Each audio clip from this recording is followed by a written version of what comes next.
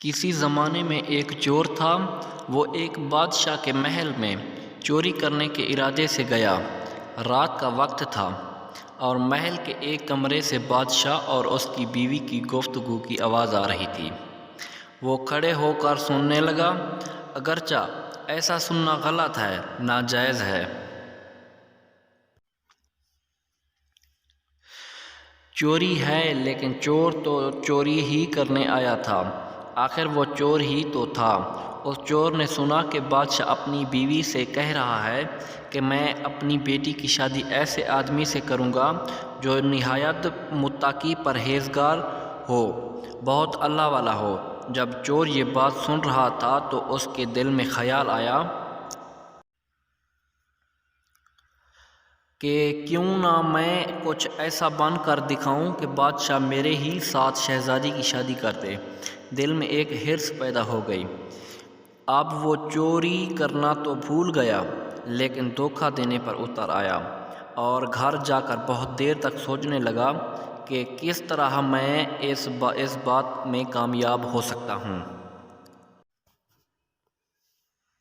پھر ایک تدبیر اس کی سمجھ میں آئی کہ بادشاہ کے محل کے قریب ایک مسجد ہے، اس میں جا کر بزرگانہ لباس پہن کر اور ان کے وضاقطہ اختیار کر کے وہاں دن رات عبادت میں مشغول ہو کر بیٹھ جاؤں تو شاید یہ بات بادشاہ تک ضرور پہنچے گی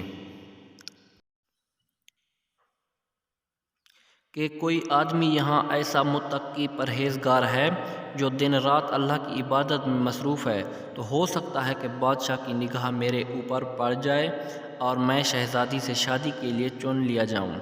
یہ اس چور کا ایک نہایت حقیر اور ذلیل دنیاوی مقصد تھا جس کے لیے اس نے یہ ارادہ کیا۔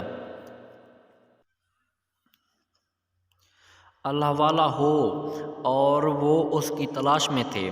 ان جو نظر گئی تو نظر انتخاب آپ پر آ کر رک گئی ہے، لہٰذا بادشاہ نے مجھے بھیجا ہے کہ اس سلسلے میں آپ سے گفتگو کروں۔ یہ شخص جو دراصل اس تمنا آرزو میں یہاں آ کر بیٹھا تھا۔ پھر اس نے اپنے پروگرام کے مطابق بزرگانہ لباس و پوشاک وضو قطع اختیار کر کے اس مسجد میں جا کر نمازوں پر نمازی، ذکر، تلاوت، مرقبہ سب شروع کر لیا۔ دن گزرتے رہے اور لوگوں میں شہرت ہوتی گئی کہ کوئی بہت بڑے ولی یہاں آ گئے ہیں جو دن رات عبادت کرتے ہیں۔ یہاں تک کہ یہ بات بادشاہ تک پہنچ گئی کہ یہاں کوئی اللہ والے آ کر بیٹھے ہیں جو ان زاہدوں و عبادت میں لاجواب، تقویٰ و طہارت میں بے نظیر۔ جب بادشاہ کو یہ بات معلوم ہوئی تو انہوں نے اپنے ارادے کے مطابق غور و فکر شروع کر دیا کہ شہزادی کے متعلق جو سوچا تھا اس کے لیے اس کا انتخاب کیوں نہ کر لیا جائے۔ بادشاہ نے اس سلسلے میں گفتگو کے لیے اپنے وزیر کو بھیجا۔ وزیر اس شخص کے پاس مسجد میں پہنچا اور باادب ہو کر اس سے کہا کہ میں آپ کی خدمت میں عالیہ میں بادشاہ کی طرف سے ایک پیغام لے کر آیا ہوں۔ اس نے پوچھا کہ کیا پیغام ہے؟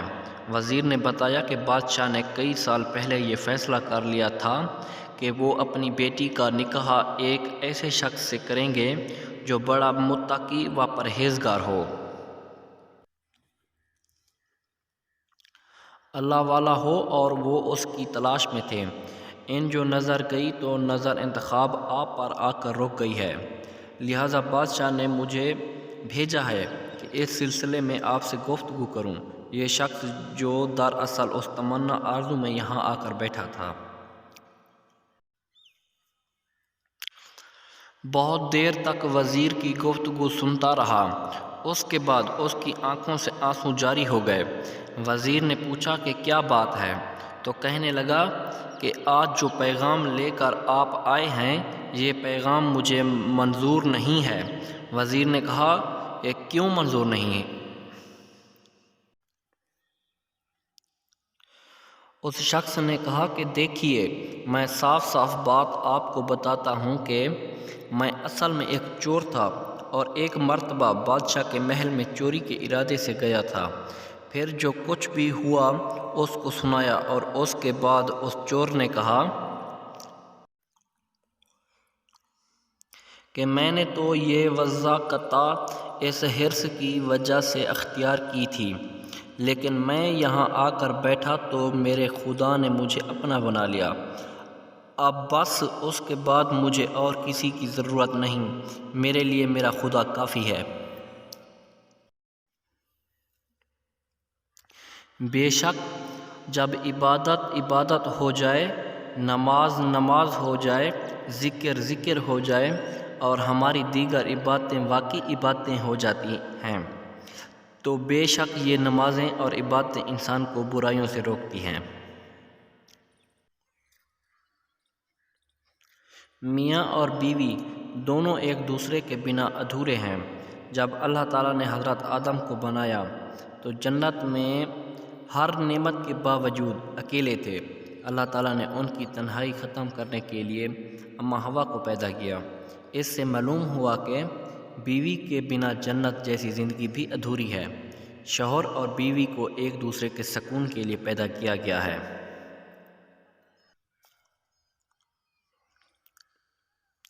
بیوی ناراض ہو کر شوہر سے بولنا چھوڑ دے گی، مگر شوہر سے محبت کرنا اور فکر کرنا پھر بھی نہیں چھوڑتی۔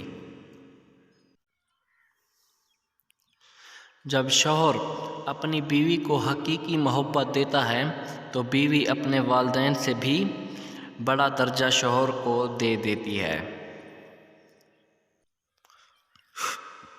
اگر گھر کو خوشحال بنانا چاہتے ہو تو بیوی کی دو خواہشیں پوری کرنے سے بچو: فضول خرچی کی خواہش، زیادہ چلنے پھرنے کی خواہش۔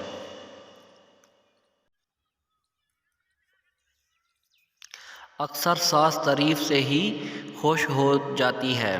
اگر آپ کسی محفل میں بول دیں کہ میری ساس میرا بہت خیال رکھتی ہے تو آپ محسوس کریں گے کہ آپ کی ساس میں مثبت تبدیلی آ رہی ہے۔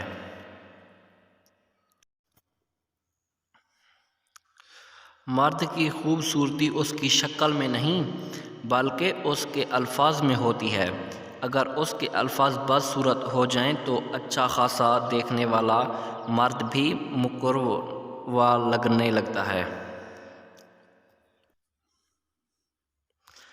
عورت کتنی بھی بہادر ہو، کتنا بھی ضبط کرنا جانتی ہو، مگر وہ ایک نگاہ ایسی ضرور چاہتی ہے جو دیکھتے ہی جان لے کہ آنکھیں تھکن سے لال ہیں یا ضبط سے۔ جو شخص آپ سے محبت کرتا ہے وہ آپ کو ذہنی اذیت نہیں دیتا، وہ آپ کی غلطیاں نہیں پکڑتا، وہ آپ کے سامنے کوئی ایسی ڈیمانڈ نہیں رکھتا جسے آپ پورا نہ کر سکیں، وہ آپ کو پریشان نہیں کرتا، وہ آپ کو سمجھتا ہے۔